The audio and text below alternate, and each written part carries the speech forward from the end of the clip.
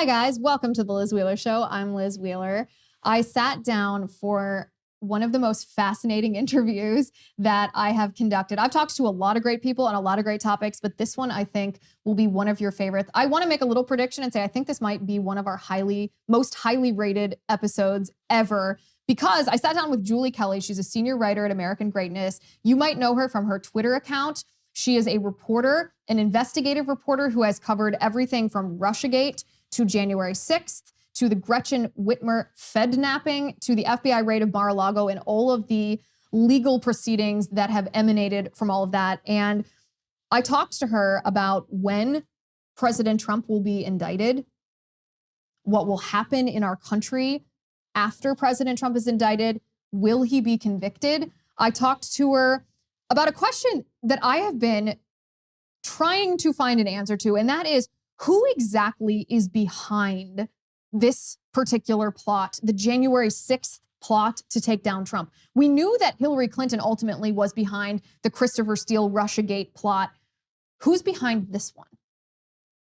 And I talked to her about the connection between January 6th, the Gretchen Whitmer Fednapping plot, and the FBI raid on Mar-a-Lago. I'm really excited for you guys to hear it. I hope you enjoy it. This is Julie Kelly.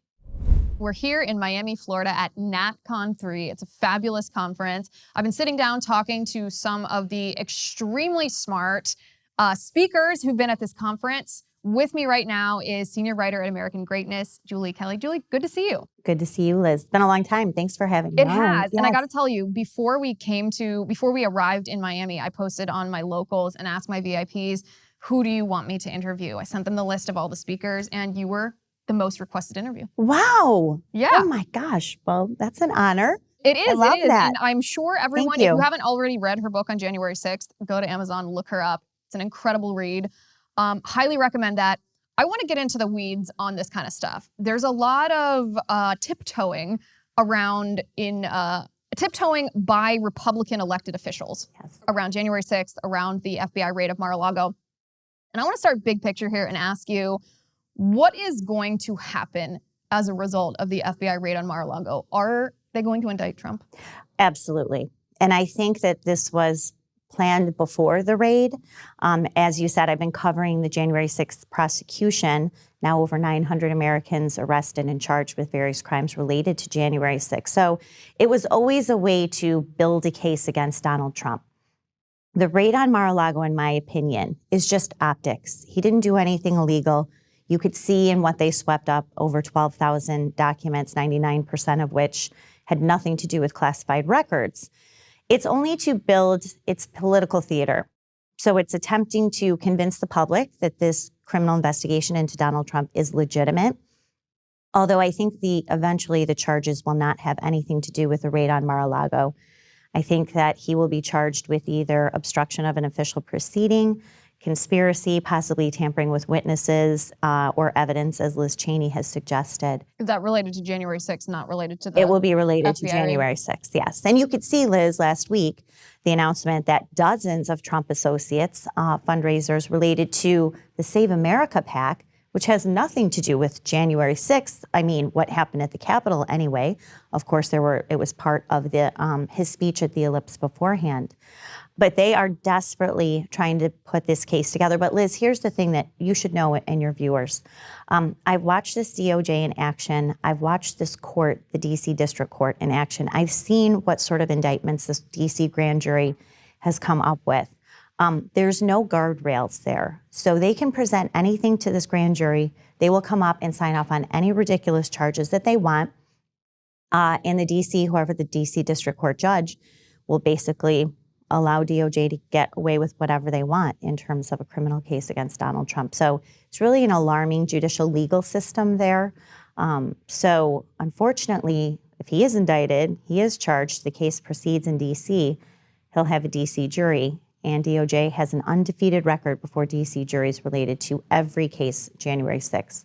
All guilty verdicts on every single count for every single defendant in record time. So you can imagine DC residents would relish the thought of being on a jury and convicting Donald Trump of anything. You think he'll be convicted? If he goes before a DC jury, absolutely. What do you think the response from our country will be? I don't know. And Liz, to your point, I think that this is part of DOJ, this regime's plan, is they want to charge Trump to foment some sort of uprising, insurrection number 2. If he is convicted, I think that they will try to foment some more violence associated with his conviction. The charges, whatever they will be completely bogus. He did nothing to obstruct an official proceeding on January 6th. There was no conspiracy, but none of that matters, unfortunately. I call the DC judicial and legal system, I call it a circle of hell. There's no way out for these defendants. Judges refuse to change venues, even though they clearly see the bias of this DC jury pool and the judges themselves. So will Donald Trump succeed in moving a trial out of DC? Depends on who the judge is. It's going to be a protracted legal process, right? Because he'll have good attorneys who will appeal, and they'll be, it'll be a little bit longer than your typical January 6th case or trial. But I just don't know, Liz, where we go from there. If you have this DOJ, once they indict him and a jury actually convict him, what happens from there? I don't know. When do you think that indictment would happen? This year. I really think. After the midterms? No, I think probably before. I know people point to the 60-day rule at DOJ for not getting involved in political matters, but this DOJ is not abiding by any norms, any precedent. They are breaking every precedent that has ever been established, including investigating a former president and raiding his personal residence.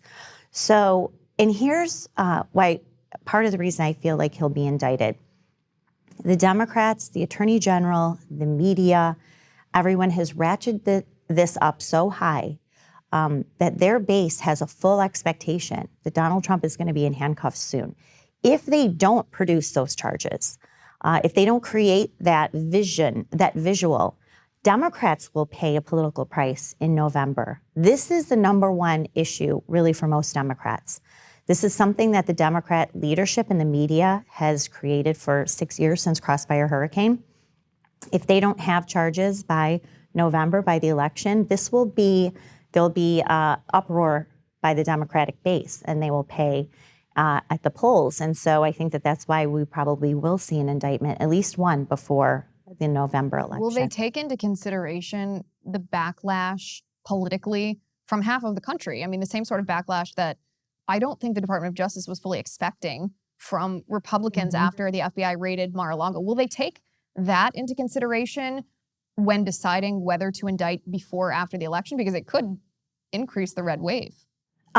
It could, but I think what they're banking on is they do want some sort of protest in the streets. They want people to go to D.C. and have some sort of protest or some kind of demonstration in support of Donald Trump, so the Democrats could say, see, look, they don't even care if he's a criminal. They're still going to support him. They're a cult. They're insurrectionists. They're traitors. They're, everything, domestic terrorists, everything that, look at what we heard yesterday in the anniversary of 9/11. If anyone doubts, and the title of my book is How Democrats Use the Capitol Protest to Launch a War on Terror Against the Political Right. If anyone doubts that that is not what Democrats are weaponizing 4 hours in Capitol Hill, now more than 20 months ago, to justify this war on terror, all you have to do is listen to what Joe Biden said, listen to what Kamala Harris said, listen to what leading Democratic lawmakers said, comparing 9/11 to January 6th, in some cases saying we face a bigger threat now from domestic violent extremists than we did after 9/11. This is absurd rhetoric. And so they keep ratcheting it up, as I said. So I think that part of it is to create some sort of backlash, and also, Liz, to intimidate people into voting for Republican lawmakers, congressmen who especially backed not what happened on January 6th, but the commission to look into voter fraud that was actually being debated on January 6th. So they want to tie all these Republican lawmakers to Donald Trump, the charged criminal, and bully people out of voting for Republicans and taking over the House. I think that's part of this whole strategy. Yeah, I've said before that I think that the Democrats are the ones who want civil unrest. The Democrats actively want a civil war. They want Republicans to respond violently in the event that Trump is indicted. perhaps even convicted. They want nothing more than for all of their false accusations from January 6th to become a reality in what they want to be a second insurrection, because look at what their strategy is.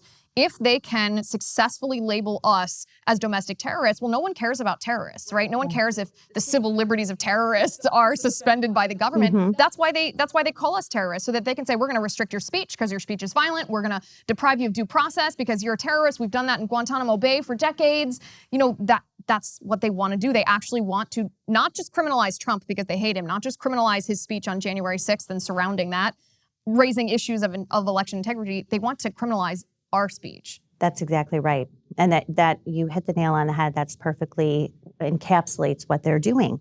And of course, they have big tech working with them. They have regular media working with them. They have all the powerful interests on their side for this crusade of terror and intimidation. And it's only going to get worse. And that's what's so alarming.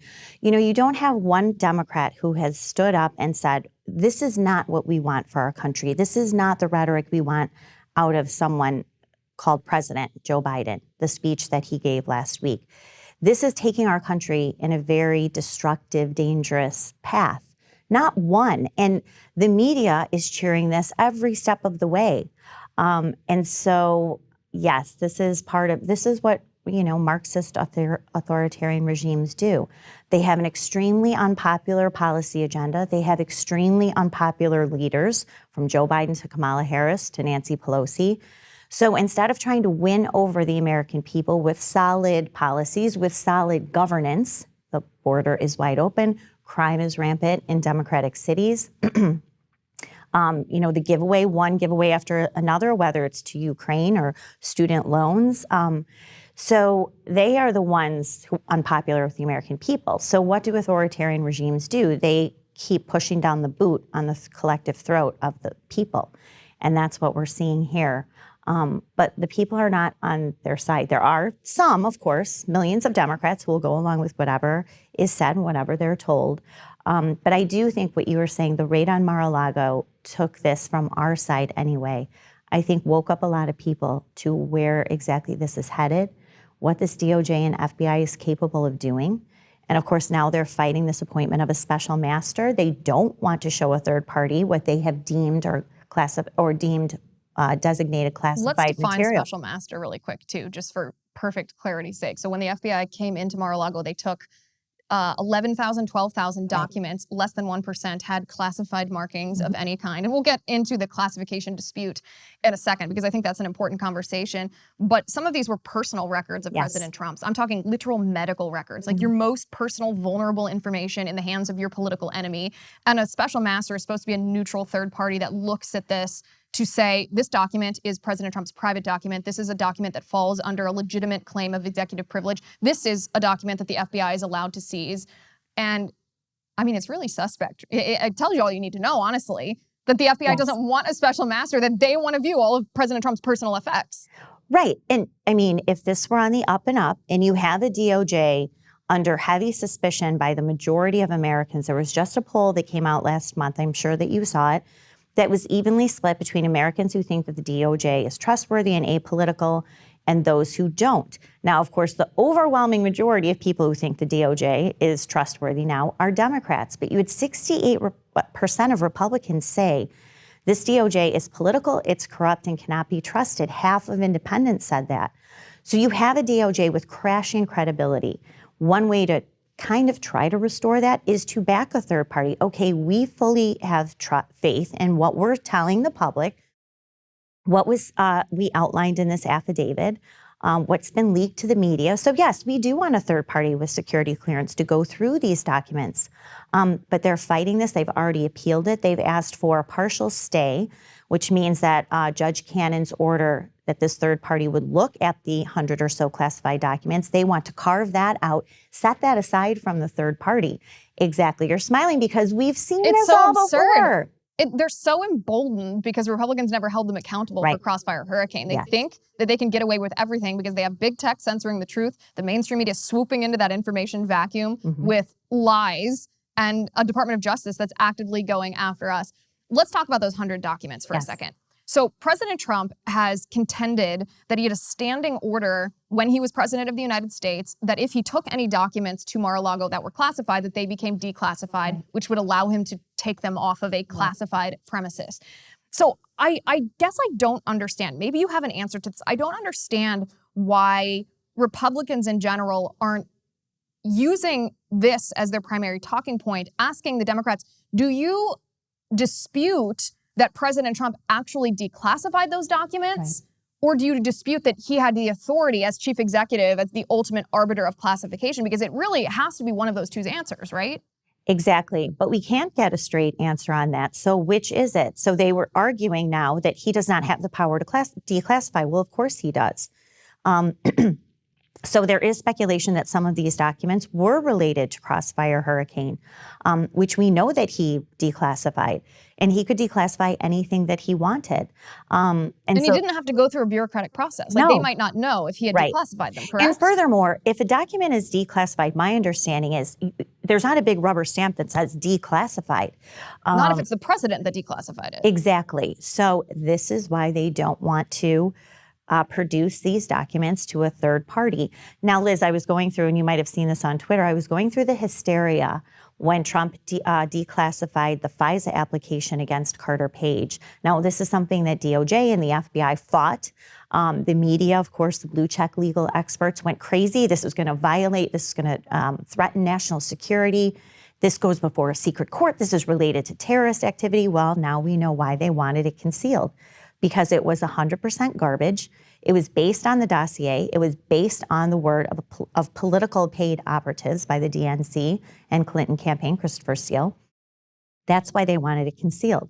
So we have no reason to trust that these documents that they said are classified are actually classified. So now I believe Judge Cannon is going to rule this week, sometime this week, about the special master. I'm hoping that she does not grant the government's motion to stay, that she keeps those 100 classified documents in the trove that the third party will look at. She's on to the DOJ, though. She's done more to expose this corrupt rogue investigation than anybody has. And she forced a government prosecutor to admit that there are leaks coming out of this investigation to the media. She also clarified that at least on 2 occasions, so you have a filter team that's supposed to go through, as you were saying, determine what documents are executive privilege, attorney-client privilege, personal records. And then they go through that and they hand over what they think should be part of the criminal investigation to the investigators. On at least 2 occasions, material that should not have gone to the investigators did, and the investigative team gave it back to this filter team. So you're trying to convince a judge or the court or the American people that this system we have down, of course, it's the FBI, so why would we ever question them? You know, let's see the filter team for Hunter Biden's laptop or anything else.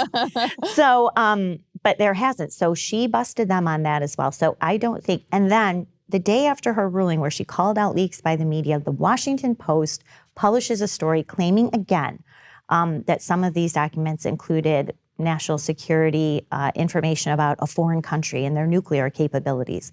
What does that mean, Liz? That could be a think tank paper. That could be a Washington Post article because we know that they stole press clippings out of his personal items. So the day after that, then here they are trying to leak and spin again. None of this should give Americans confidence that this is on the up and up. And I really hope that Judge Cannon does not grant anything that this government is doing, that she appoints a third party and then they proceed. When I saw the original Washington Post headline saying these documents had to do with nuclear weapons, I thought, who on earth would be gullible enough to believe this? But it really comes back to that same question. Even entertaining the idea that there was something related to that, did they not? Do they dispute the authority of a president to declassify that, even if they disagree with the declassification? How can you proceed like this without that dispute being resolved, I guess, through our legal system? Right. But let me ask you this. Of these documents, maybe they're related to Crossfire Hurricane, maybe the FBI is trying to cover their tracks. I don't know. I mean, it sounds far-fetched. At this point, what is far-fetched for the FBI? What do you think they're trying to find? What I think they're trying to find really are embarrassing anything embarrassing personal-wise that he had that they could leak to the media, perhaps his medical records. They took medical records, they took accounting files, they took tax records. So to take that and leak it. What I really think is they're trying to find any record that is related to January 6th, because there is this subpoena from the committee to gather and produce, collect any documents that Donald Trump has from April 2020 through January 6th about the election, about anything related to the election. So I think that they're trying to find any file that he didn't turn over to the archivist, who would then give it to the January 6th committee. I think that so the archivist, let's pause there for a second, because that's a really interesting point, right? That's a very interesting point to note, that it's not just the archivist you think is being like a glorified librarian, right? Like, this is where we have all of the Obama documents. This is where we have all the Bush documents. This is where we have all the Trump documents. But this archivist wasn't just putting this on a dusty library shelf. He was taking these documents, and because he was under subpoena from the January 6th committee, any documents that he took from Trump, he was just handing right over to DOJ. That's exactly right. That's quite exactly something. right. It really is. Because, of course, the January 6th committee and DOJ are working hand in hand on this criminal investigation. They're sharing information. We know that they plan to turn over witness transcripts that will become part of this criminal investigation.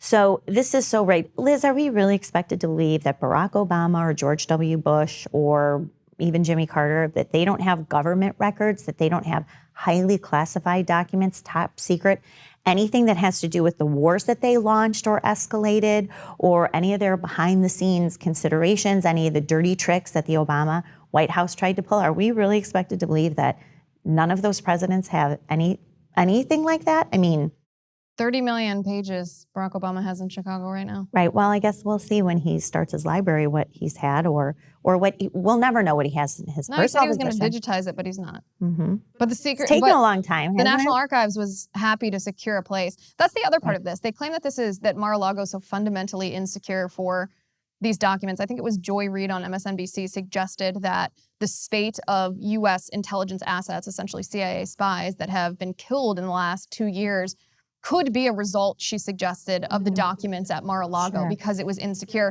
And I thought to myself, isn't Mar-a-Lago secured by the Secret Service? Yes, it is, for sure. Absolutely. I mean, and I live in suburban Chicago. I'm like, I should go up there and see exactly where this warehouse is, where all these documents are, 30 million pieces of paper are allegedly, under tight seal and security. But Liz, your viewers know this. Our side knows this. It's not just the hypocrisy that really angers people between how different presidents are being treated. I think what riles people the most about January 6th is no one has forgotten what happened in 2020.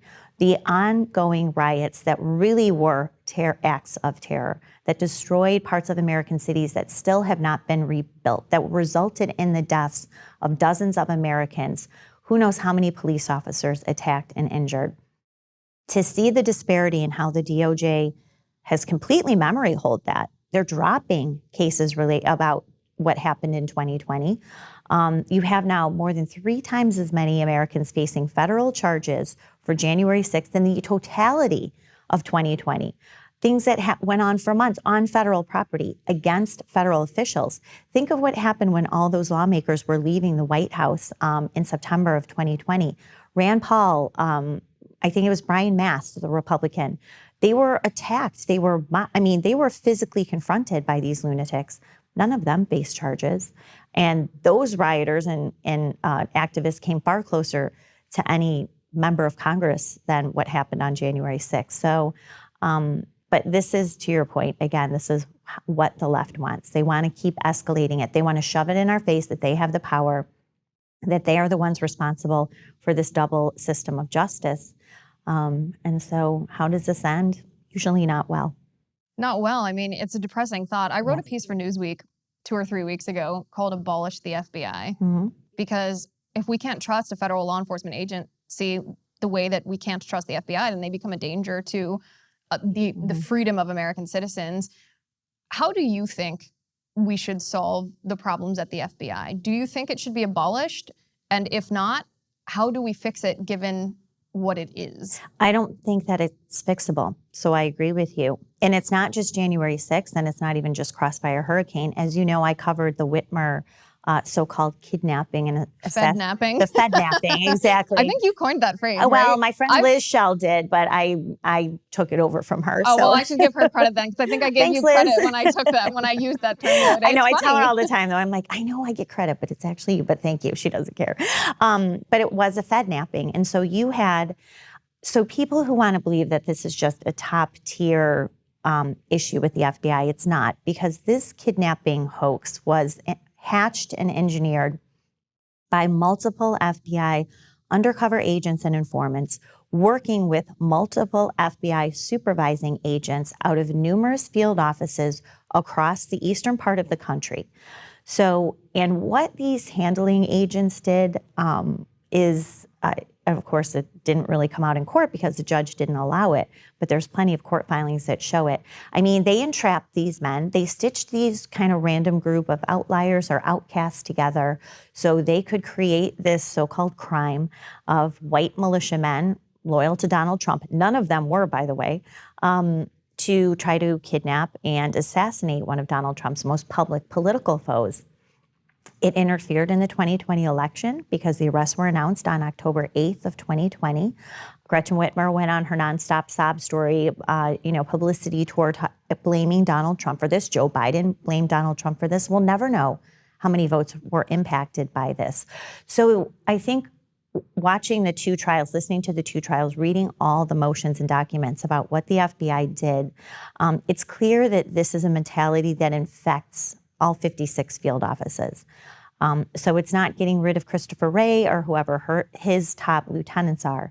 It is a top to bottom deconstruction of the FBI. Whatever federal powers are necessary, find what other federal agents can absorb that. Most of it can be given to state and local law enforcement, where at least there's some accountability. The FBI is so huge, 36,000 employees, a $10 billion budget. They want a $537 million raise next year. I mean, this is an agency out of control, unaccountable. To your point, the Republicans talked for how long that they were going to get to the bottom of Crossfire Hurricane, that anyone would be held responsible. That simply is not the case. So then it's accelerated, and here we are now with the Whitmer Fednapping and January 6th, and now a raid on Mar-a-Lago. I think that they might raid Bedminster too. I think that could possibly be next, because I'm sure you saw the video circulating this weekend. Oh, here's bankers' boxes. Well, anyone who gets, loses their job or they move offices, of course, those are the boxes that you put your records in. So that could be next, another acceleration of this. And that's what the mainstream media does, by the way. They act as stooges. They're happy to circulate that video to condition the American people for what's to come. That's right. An interesting thing that you pointed out that I'd like you to go in more depth about is the connection between the Whitmer Fednapping and the agents who were involved in that, especially the supervisor from the Detroit field office, the Washington, D.C. field office, who was overseeing that on January 6th, and then the FBI raid on Mar-a-Lago. What is the connection between the three? The connection is a man named Stephen D'Antuono. So Stephen D'Antuono ran the Detroit FBI field office. It is the only main FBI field office, and then it has little satellite offices, as all field offices do. So that would be the office responsible for the supervising agents. The main informant, a man named Dan Chappell, who went by Big Dan, he's really the one that lured these men into this group, lured them into various FBI-created surveillance trips, training field missions, they would call it. So he's the guy really that would have overseen the main facet of this. The arrests were made on October 7th, 2020. October 8th, as I said, Gretchen Whitmer came out, Dana Nessel, the Attorney General for Michigan, all this huge publicity about the arrest. A week later, Christopher Wray promoted Stephen D'Antuono from the Detroit FBI field office to the plum assignment of taking over the most powerful FBI field office in the country, which is in Washington, D.C. Now, why all of a sudden did Stephen D'Antuono get promoted? Why was he moved to Washington, D.C.? To probably help with whatever happened on January 6th, overseeing FBI agents, undercover agents, and informants who are part of January 6th. We already know from reporting, also court motions, that there were FBI assets run into some of these so-called militia groups like the Proud Boys months before January 6th. So why was he moved? What did he do? Part of the Fednapping hoax, Liz, as you know from probably reading my reporting or elsewhere, on April 30th of 2020, these same elements, including the main informant, Dan Chappell, were at the Lansing Capitol to protest lockdowns. It was the dress rehearsal for January 6th.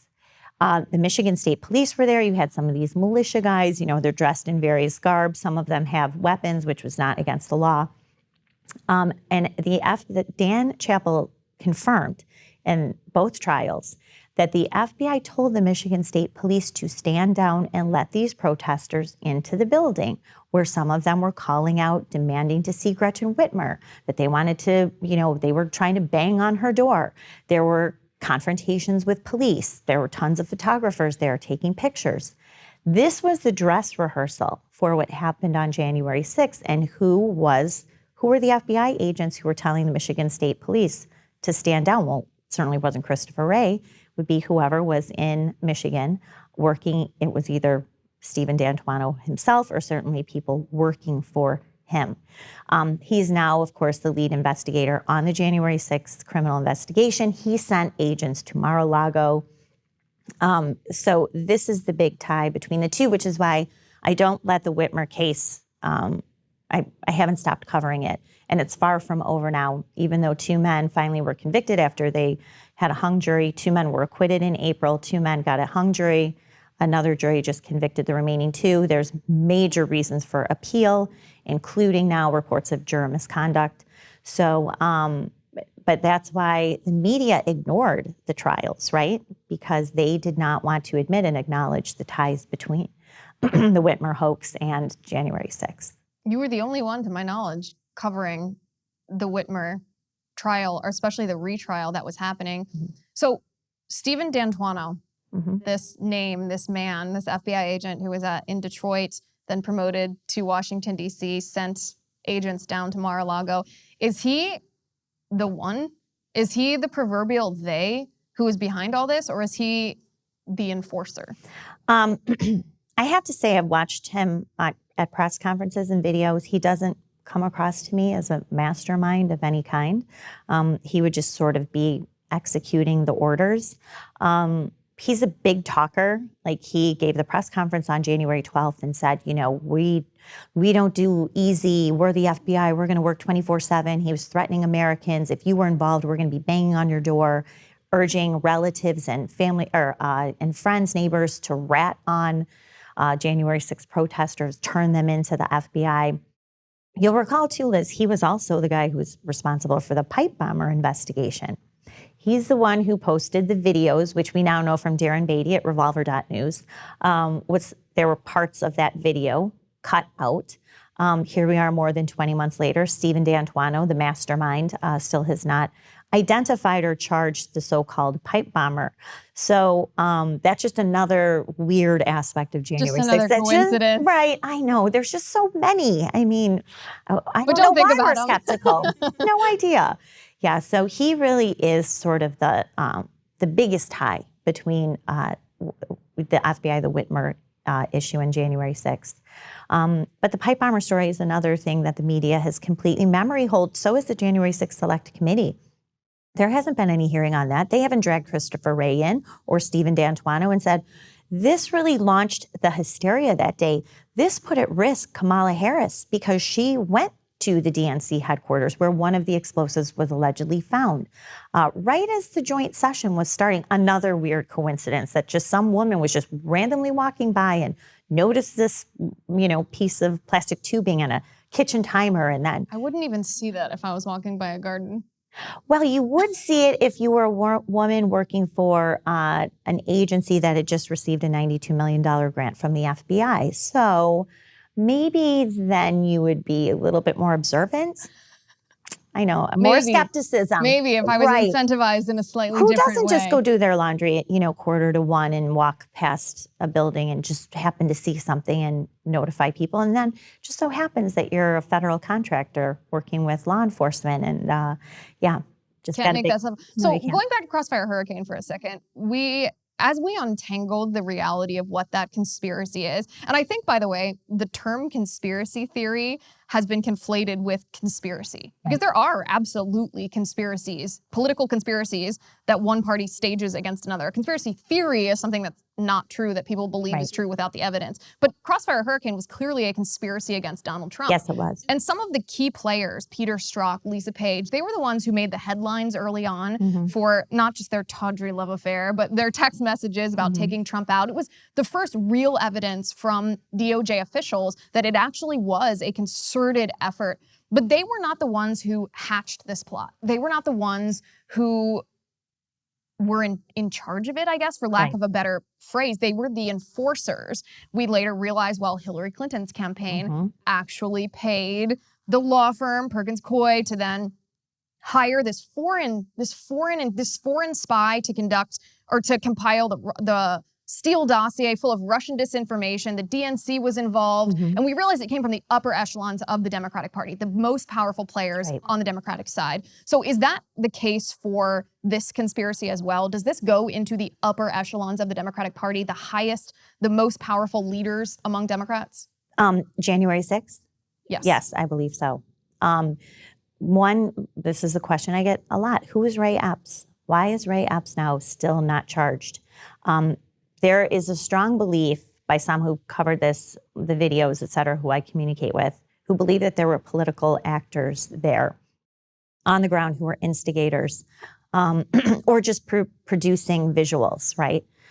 Ray Epps could be one of them. We still don't have a good explanation as to someone who is encouraging the insurrection for 2 days, why he still has not faced any charges when people who did far less, have been convicted and are going to jail. So yes, I think the biggest culprit is probably Nancy Pelosi. And this is why the January 6th Select Committee, Benny Thompson, the chairman, said her office is off records. We are not going to pursue any communications from her office related to January 6th.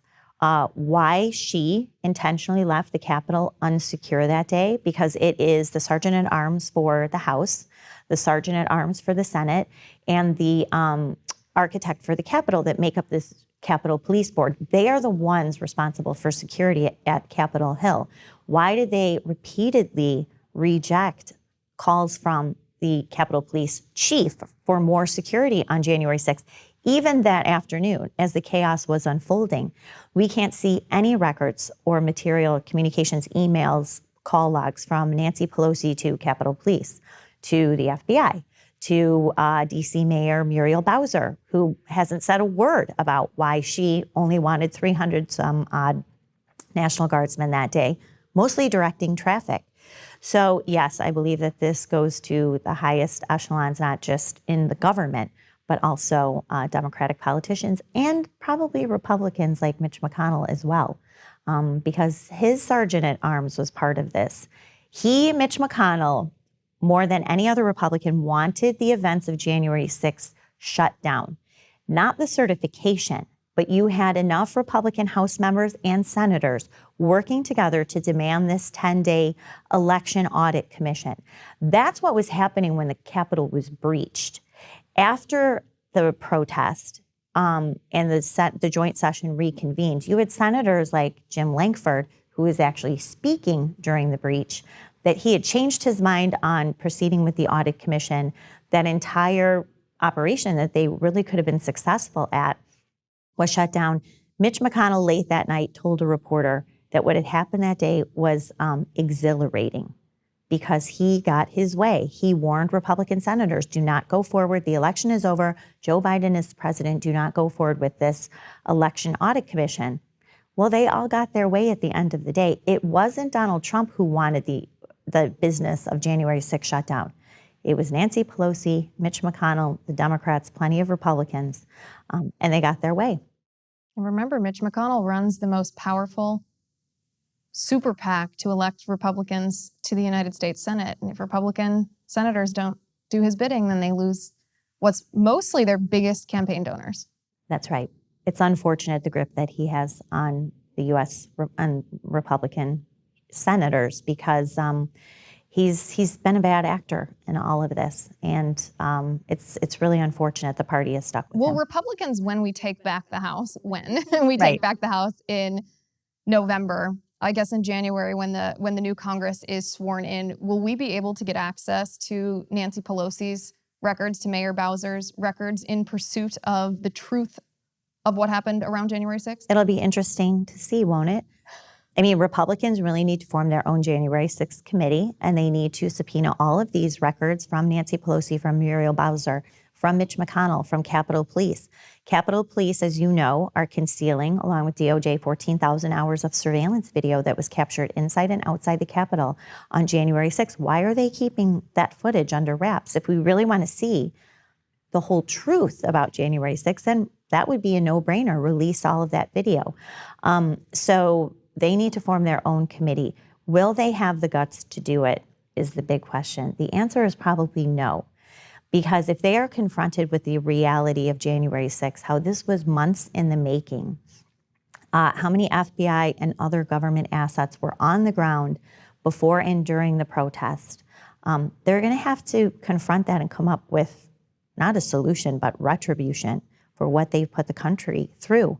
This Republican leadership, I don't think, has the backbone to take on something so massive, so scandalous, so destructive. That a literal insurrection. A literal insurrection. That's what it was. All right. So on locals, when I ask my VIPs on locals who they wanted me to interview and they chose you, I also asked them if they had any questions for you. So I want to read a question. Yeah. Okay. Yeah. I want to read a question from Amy B. This is such a great question. Okay. She said, has any mainstream media outlet or journalist ever reached out to you, even secretly and not for print, regarding your research into January 6th? Yes. But I won't say who they are. Did it ever get printed? Well, I communicate occasionally with some reporters who you would not consider really on our side, but who cover January 6th. I do appreciate their work, and I think that we have different angles to it. You know, they've got the inside track with the prosecutors. They're the first ones who are notified about indictments, et cetera. There are some things that I've scooped and certainly related to, you know, the treatment of January 6th detainees. So, but no, I can't remember if any of it has been covered, but I know that there is some communication occasionally. And you don't want to rat out people who are trying to pursue the truth, even if they're left and you're on the right. Right. Did they ever express an attitude of bewilderment that the rest of the media doesn't cover what you're covering? No, because they're glad. Because they're corporate media types and they have their spin, even though they do produce some good information, sometimes good material, good, decent reporting. For example, the outlet that uncovered the 14,000 hours of surveillance video, the affidavit, was Politico. Politico also was the outlet who called BS on the idea that Kamala Harris was in the Capitol when she wasn't. And that was part of thousands of affidavits that Kamala Harris was in the Capitol and therefore these people were threatening her life, and this was a secured location. She actually was at the DNC headquarters where the explosive was. We still don't have answers on that. Anyway, there is some good reporting. You just kind of have to go through the spin. You know, we all have our spin. But some of these outlets are doing good work. Others, not so much. I mean, I would point out someone like Ryan Riley at NBC News. He does nothing but the bidding of DOJ, smearing innocent people, mocking January 6ers, detainees, and even people, including detainees' wives. So, there's certainly those propagandists. But I will say there is some good reporting. The outlet that did the best reporting on Whitmer that caught my attention was BuzzFeed. So they did the first really deep dive investigative report into Whitmer. And they are the ones that basically said, questions now are, but for the FBI's involvement, would this plan ever have even come together? Well, the answer is no. So they did some good reporting. So sometimes you just have to, Sometimes you'll be surprised. Exactly. Once in a while. That's right. Okay, last question. I do have to get one more in because this is a good question too. This is from Christian, username C Swanson1. Christian says, I have to question if the taint team, this is about the FBI raid at Mar-a-Lago, if the taint team oversight wasn't instead a planned strategy, how would something of this magnitude be overlooked? What are your thoughts about them planting evidence? I wouldn't put anything past them at all. Absolutely not. I mean, how do we know? No one was at Mar-a-Lago. I know there's supposed to be recordings, but I think DOJ has those recordings. They subpoenaed them so that Trump can't release them. Exactly. So, they know all of the tricks, but we've seen all the tricks, right? So that's why we can call this out. Would you put past planting evidence by the FBI? No, because they just planted tons of evidence in the Whitmer case. And Crossfire Hurricane. And Crossfire Hurricane. I mean, we were told, oh, well, this is a, Maltese scholar and we should trust. He's an FBI asset. So is Christopher Steele. He was an informant for the FBI at the same time that, we were being told he was a legitimate former British intelligence officer. So they plant people, they plant evidence. And so the idea that this team or investigative team, that they're not working together, please. This was so fabulous. Thank you for sitting down with me. Thank you guys, not just for watching. Thank you for submitting questions. I wish we could get to all the questions. There's dozens of them, but thank you for those questions. Let me know what you think of this. Make sure to get Julie Kelly's book with the longest title in the history of the world. Exactly. I can't even tell you what it is. It's so long. You can just go to Amazon or wherever you buy your books and type in Julie Kelly January 6th and the book will populate. Yes. That's how you can remember it, as the book with the longest title. Thank you again for sitting down. Thank you for all your stellar reporting.